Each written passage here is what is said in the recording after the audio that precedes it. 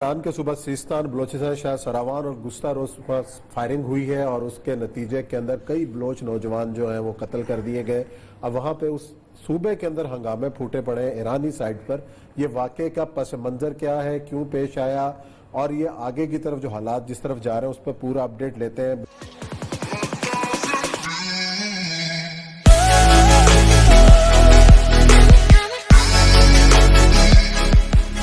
सना भाई ये बताइएगा, एक तो ये है कि ये पंजगूर के साथ उस तरफ का जो सरावान का इलाका है और ये बड़ी लिमिटेड किस्म की स्मगलिंग होती है। मैं भी वहां रहा हूं, आप भी पता है, पाकिस्तान ने भी उसको ऐसे ब्लॉक किया हुआ जैसे अरबों डॉलर पता नहीं हो रहे होते हैं। जिस ईरान के अंदर खुद पाबंदी हो, राशनिंग हो, वहां से कितनी स्मगलिंग हो सकती है। आप ये बताइएगा कि ये जो पूरा इलाका जिस किस्म का है, ये एक्चुअल वाकया हुआ क्या है? क्योंकि नॉर्मली ड्रग उस पे तो करते थे, ऊंटों को भी मार देते थे। ये जो बेचारे गरीब किस्म के बलोच वहां से 50 लीटर या 20 लीटर तेल इधर से उधर करते थे, उससे ये हुआ वाकया क्या हुआ है, किस जगह पे हुआ है? ये सर आप तो इलाके से पूरा वाकिफ है गया भाई। ये परोम का इलाका है। परोम के साथ जो ईरान के बॉर्डर लगता है, डेफिनेटली उस तरफ उनका जो डिस्ट्रिक्ट है, सरावान डिस्ट्रिक्ट पड़ता है, सीस्तान और बलूचिस्तान का सूबा है। उसमें ये है कि ये आपको खुद इल्म है कि कोई 15-20 साल से पाकिस्तान ने या पाकिस्तान की जो पेट्रोलियम मसनूआत वाली कंपनियां हैं, उसमें PSO, शैल या फिर और छोटे मोटे कंपनियां जो बनी हैं प्राइवेट सेक्टर में, उन्होंने अपना इंफ्रास्ट्रक्चर डेवलप नहीं किया। तो लोगों को अपनी ज़रूरत के लिए, मोटरसाइकिलों के लिए, ज़राअत की जन के लिए, घर के इस्तेमाल के लिए तेल की ज़रूरत होती है। और वो तेल का कारोबार आहिस्ता आहिस्ता पहले गाड़ियों में, मोटरसाइकिल्स पे था, वो छोटी मोटी गाड़ियों में है, टैंकरों में आना शुरू हुआ। और ये सिलसिला तकरीबन 30 से 40 साल से चल रहा है। ये कोई मामूली बात नहीं है। जब बलूचिस्तान में बेरोजगारी बढ़ी तो लोगों ने इसको छोटा मोटा रोजगार का भी जरिया बनाया। रोजगार का जरिया क्या, यानी किसी के घर में 10 से 15 हज़ार रुपए महीने के इसके आ जाते हैं। ये कोई अरबों करोड़ों का कोई कारोबार नहीं है। दूसरी बात ये जो एक गलतफहमी पाकिस्तान के सारे जो हमारे इकोनॉमिस्ट में है या हमारे FBR में है, वो ये समझते हैं कि ये अरबों करोड़ों का कारोबार है, इससे पाकिस्तान को नुकसान हो रहा है। बल्कि मैं आपको ये बात बताऊं, ये पाकिस्तान को इससे बहुत बड़ा ज़र मुबादला बच रहा है। पेट्रोलियम पाकिस्तान की अपनी मसनूअत नहीं है। नुकसान उस मुल्क को जब होता है जब उस मुल्क में कोई चीज पैदा हो रही हो और आप दूसरे मुल्क से भी वो चीज ला रहे हो, तो आपकी अपनी मुल्क की पैदावार जो है उससे मुतासिर हो। पाकिस्तान का तो पैदा नहीं। सना भाई, कमीशन का नुकसान है ना पेट्रोलियम मिनिस्ट्री की।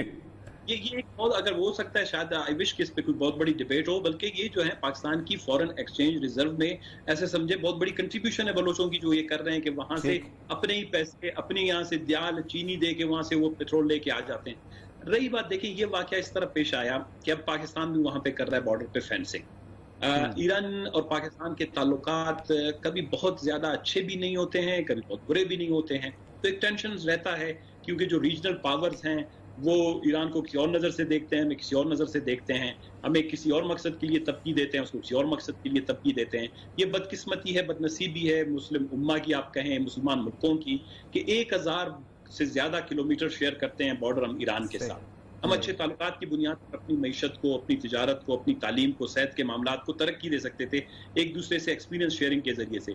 लेकिन हमने गलत ताल्लुकात की बुनियाद पर बहुत टेंस सिचुएशन क्रिएट हुआ है। अब जब फेंस भी हो रही है तो लोग वहां से जब जाते हैं तो 1-2 रास्ते खुले हैं, गाड़ियां बहुत ज्यादा तादाद में जमा होती हैं। जब तेल इकट्ठा करते हैं तो वापस आते हैं, कभी नहीं आ सकते हैं तो दोपहर शाम हो जाती है। तो ये मेरे ख्याल पासदारान ने उनको कहा होगा कि ये आप जाएं, आप यहाँ पे नहीं रुकें। उन्होंने कहा होगा कि जी हमें थोड़ी देर के लिए छोड़ दें, वो तेल हम कलेक्ट कर लेंगे, लोग वहां से आ रहे हैं, उसके बाद हम निकल जाएंगे। तो मेरे ख्याल इसी में कोई गुत्ता हुआ है, जिसकी वजह से जो वीडियोज अवेलेबल हैं उसके मुताबिक बहुत सख्त फायरिंग हुई है, जिसमें 37 के करीब या रिपोर्टेड है 37-40 के करीब लोग वो जख्मी हुए। बाद में कुछ उनमें से शहीद भी हुए।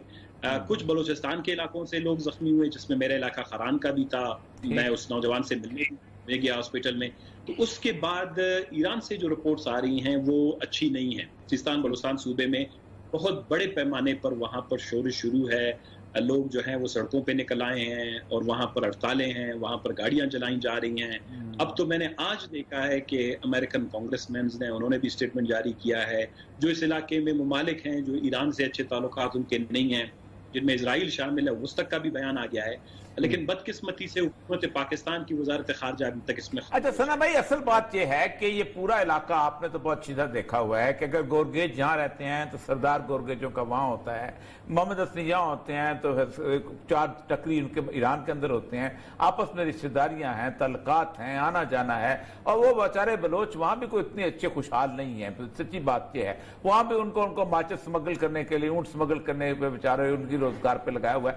اصل مسئلہ یہ ہے کہ پاکستان کی حکومت، آپ نے بالکل صحیح بات کی، اور میں کم سے کم 4 پروگرام کر چکا ہوں کہ جو پاکستان کے اکانومسٹ بیٹھتے ہیں وہ 4 پٹرول کمپنیوں سے بات کر کے لے لیتے ہیں کہ جس ایران کے اندر خود تیل استعمال کرنے والا کم ہو اور وہ راشننگ کر رہا ہو، 3 لیٹر فی گاڑی دے رہا ہو، اس سے کتنا سمگلنگ ہو سکتی ہے. اور لوسا صاحب یہ ہے کہ آپ مجھے بتائیے کہ بلوچستان گورنمنٹ نے کوئی اس کے اوپر کوئی بات کی؟ کیونکہ ظاہر بات ہے بہت اہم مجھے ہمارا اپنا میڈیا خاموش ہے اس کے اوپر. سر بدقسمتی سے نہ تو حکومت بلوچستان نے اس پہ کوئی بات کی ہے، نہ حکومت پاکستان کے وزارت خارجہ نے اس پہ بات کی ہے، کیونکہ اس کا براہ راست اثر پاکستان کے شہری اس سے متاثر ہوئے. دوسری بات اسلام ہمارا برادر ملک ہے، ہم میں سے کوئی بھی یہ نہیں چاہتا کہ ایران میں جو ہے وہ شورش ہو، ایران میں جو ہے وہاں پر جو بلوچ یہاں پر بھی بڑے غربت اور بدالی کی زندگی گزار رہے ہیں، وہاں پر بھی وہ اسی حالت سے دوچار ہوں اور وہاں پہ بھی کشیدگی ہو. میں نے کچھ دنوں پہلے اسٹیٹمنٹ بھی دیا تھا، 2 دن سے مسلسل میں نے گزارش کی تھی کہ پاکستان کی وزارت خارجہ، ایران کی وزارت خارجہ وہ ایک ٹرائی لیٹرل کمیشن بنائیں جس میں ایک تو پاکستان اور ایران شامل ہو، تیسرا جو بھی ہم بلوچ ریپرزنٹیٹیوز ہیں دونوں سائڈ کے، وہاں پر بھی ایران میں بھی بلوچ نمائندے ہیں، یہاں پہ ہم اس کا ایک بہت ہی شائستہ، بہت ہی مہذب سال نکال سکتے ہیں. کیونکہ یہ سرحدیں صرف باڑ سے یا فینسنگ سے آپ ان کو کنٹرول نہیں کر سکتے. یہاں بلوچوں کی رضامندی، ان نوجوانوں کی رضامندی جو بھوک سے پیاس سے جو ہے ان کو تکلیف ہو رہی ہے، ان کے گھر کے چولہے اسی سے منسلک ہیں، وہ ان کے نمائندوں کو آپ بٹھائیں اور اس کا ایک امیکیبل سولوشن جو ہے، ایک جو ہے ریزنیبل سولوشن اس کا نکالیں. بدقسمتی سے مجھے پاکستان کی وزارت خارجہ کی طرف سے ابھی تک کوئی اس طرح کی خبر یا اس طرح کی بات سننے میں ہمیں نہیں ملی. سنا بھائی ایک دیکھیں، ایک سولوشن جو تھا فوڈ سٹف کے حساب سے ایک ایکٹ بھی ہے بارڈر ایریا کے اندر، آپ کو یاد ہوگا کہ ہم اونٹ کی پرمٹ دیا کرتے تھے، ہم اس کے ماچس کا، ہم گٹ کا، یہ سارے پرمٹ دیا کرتے تھے، وہاں سے کنو آتا تھا، انڈے آتے تھے. آپ پٹرول کا پرمٹ بھی اس کو دے سکتے ہیں، کو شامل کیا جا سکتا ہے، کیونکہ ظاہر بات ہے آپ کے کون سا پاکستان نے پٹرول پمپ لگائے ہوئے ہیں کہ وہ لوگ لگائیں گے. یہ کیوں نہیں شامل کیا جاتا اس فوڈ سٹف کے ساتھ، اس کو ایک ایکٹ اسمبلی پاس کر لیں؟ میں نے اوریا صاحب میں نے یہ بات اسمبلی میں کے فلور پر کوئی 3 سے 4 مرتبہ بہت ہی مدلل انداز میں پیش کیا، اور میں نے اس کا سلوشن بھی پیش کیا کہ حکومت بلوچستان اس وقت 87 ارب روپے کا جو ہے خسارہ ہے حکومت بلوچستان کے بجٹ کا. تو میں نے کہا کہ یہ جو نوجوان جہاں سے یہ کاروبار کر رہے ہیں، اس وقت اللیگل چیک پوسٹ کوئی 900,000 کے قریب ہے، جہاں پر کروڑوں اور اربوں روپے خود کمیشن جو ہے وہ انتظامی جو ہے ہمارے ادارے اور لا انفورسمنٹ ایجنسیز کلیکٹ کرتی.